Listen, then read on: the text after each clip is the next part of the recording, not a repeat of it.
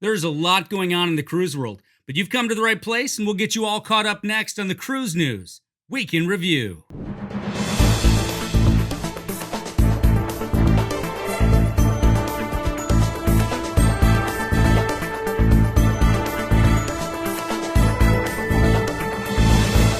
Welcome to the cruise world, everyone. I'm Mark, and every Saturday we recap the week's cruise news.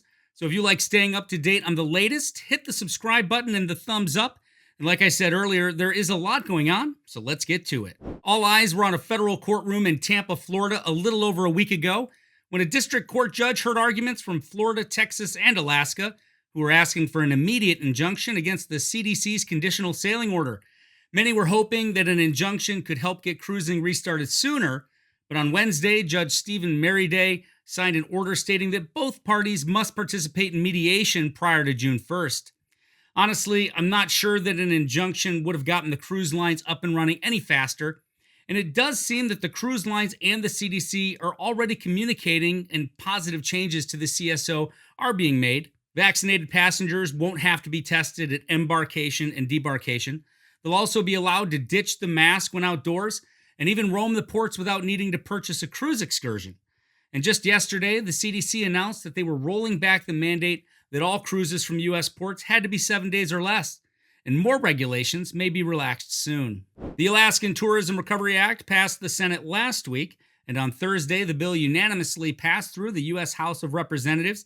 It's now on its way to President Biden's desk, where his signature will put the bill into law, which, along with the relaxed CDC guidance, could pave the way for a partial Alaskan cruise season in 2021. And the cruise lines are getting ready to go.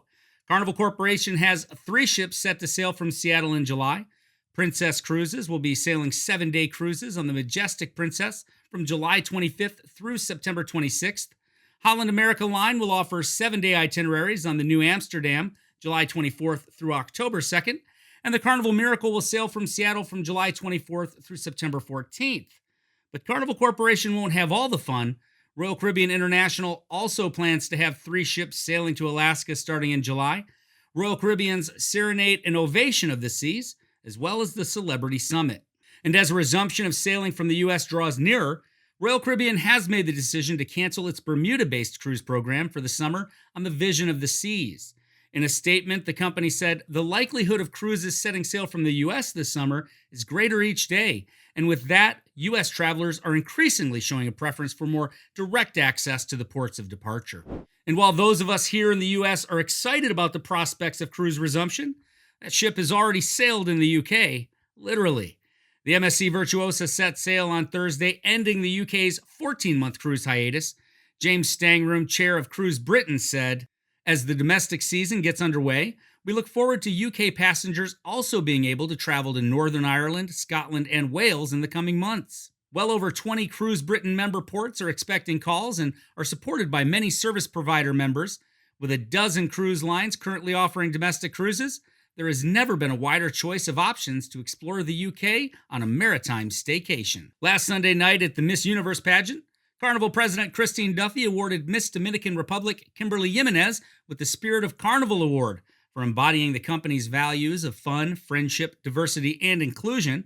Jimenez will also serve as the godmother of Carnival's newest and most innovative ship, the Mardi Gras.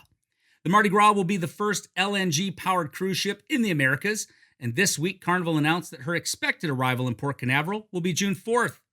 Cruise lovers in the United States and around the globe have waited a long time to sail on this beauty, and it's now expected that the ship's inaugural voyage could be as soon as July 31st. But the Mardi Gras isn't the only newly built cruise ship that will be heading for Florida. Due to the unrest in Israel and the Middle East, Royal Caribbean has canceled its Israel sailings on the Odyssey of the Seas this summer, and the Quantum Ultra class ship will be headed to the United States later this month. Carnival Corporation is looking to make a splash this summer, with 8 of their cruise line brands set to resume guest operations from ports in Europe, the Caribbean, and the United States, including AIDA Cruises, Carnival, Costa Cruises, Cunard, Holland America Line, Princess Cruises, Seabourn, and P&O Cruises. Roger Frizzell, Chief Communications Officer for Carnival Corporation, said, "For all of our brands, our highest responsibility and top priorities are always compliance, environmental protection, and the health, safety, and well-being of our guests, our shipboard and shoreside employees, and the communities we visit. We are excited to have the majority of our leading cruise line brands resume sailings this summer, as we are seeing strong pent-up demand from our past guests and consumers in general to get away on a cruise, one of the world's most popular vacations. Last week we talked about the Norwegian Prima, and I told you all that I had booked a Norway and Iceland voyage on her in 2023. Clearly, I wasn't the only one that was impressed with the ship, because the Prima has become Norwegian Cruise Line's most in-demand ship, and she had record-breaking bookings during the first day and week of sales. If you haven't taken a look at the Prima yet, you can check out this video or ncl.com for more information about the ship and the multitude of itinerary offerings in 2022 and 2023. Norwegian Cruise Line premiered Second to None Thursday night on ncl.com.